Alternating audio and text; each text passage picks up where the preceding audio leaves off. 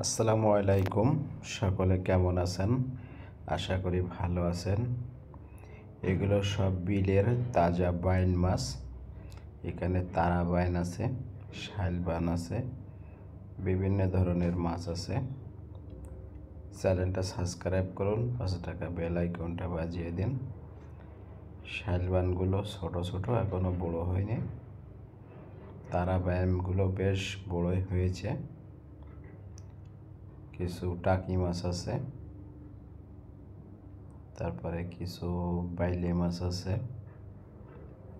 কিছু ট্যাংরা মাছ আছে।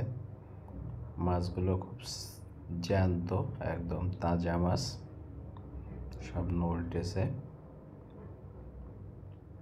খুব সুন্দর সাইজের মাছ।